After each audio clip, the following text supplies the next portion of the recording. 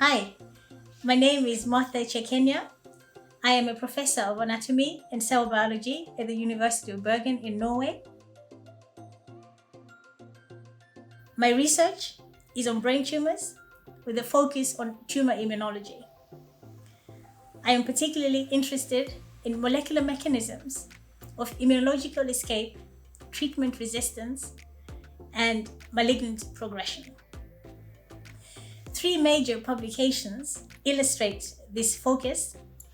The first one is a paper we published where we characterized an immunogene allele that's present on natural killer cells. We showed that this immune gene allele in the presence of cognate HLA ligands and CMV infection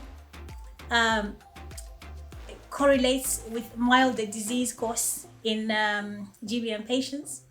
What was really interesting with this work was that using population biobanks, large population biobanks and bioinformatics, we showed that in ethnically matched healthy controls, the presence of the full-length receptor coded by this immunogene allele substantially reduced the risk of these healthy individuals from developing glioblastoma.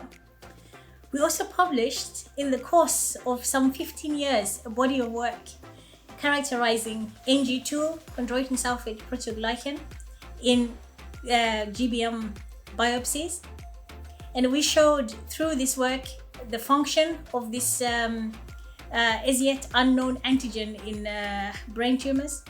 We showed in this work for the first time that Ng2 influences the tumor progression by increasing cell proliferation, mediating resistance to chemotherapy and radiotherapy via signaling with several receptors.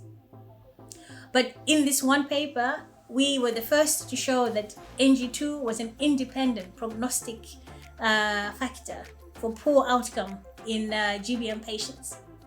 And this work was published in quite a good journal and is now being used as rationale for Ng2 targeted therapies. The latest work that's coming is work that has tried to use chimeric antigen receptor engineered T cells targeting Ng2 in GBM, as yet in preclinical studies, but I'm sure it's just a matter of time before some Ng2 targeted therapies are in vogue.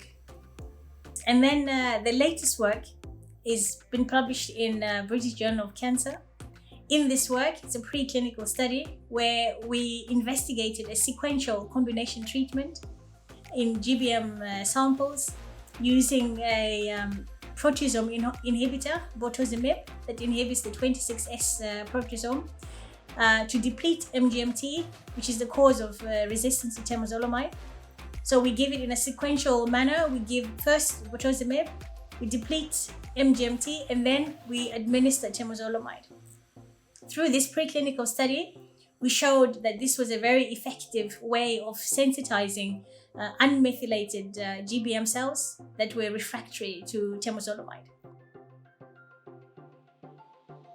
So we have treated 10 patients with some promising results, and the target is 63. So it's a national trial that involves patients from Bergen area, well, from west of Norway, east of Norway, the north and the central part of Norway.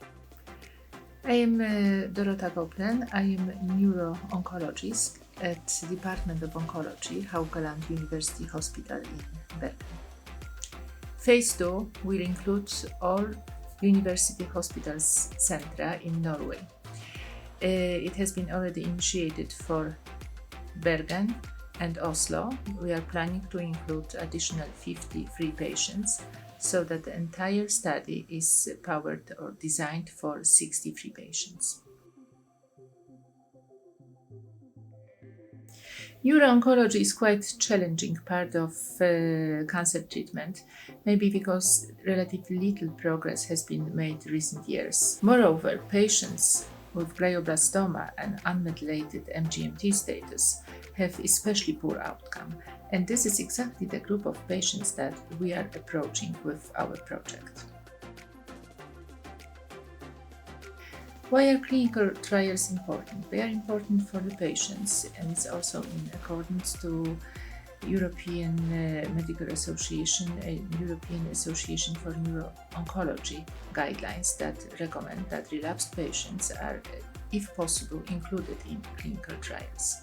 This is mainly because there is no established standard treatment for relapsed glioblastoma after progression on temozolomide. And as I mentioned, our patients had even less chance to respond to temozolomide in relapse situation.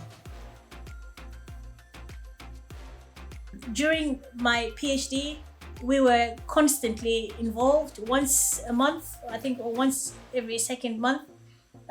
We had to take part in fundraising with the patient organizations to raise money and awareness for brain cancer. The PhD was in the Department of Neuropathology, so we were constantly rubbing shoulders with neuropathologists, that we could be stopped in the corridor and quizzed about the latest classification or the latest buzz in brain tumor research. So you had to know we were kept on our toes. My PhD was funded by the Samantha Dixon Research Fund.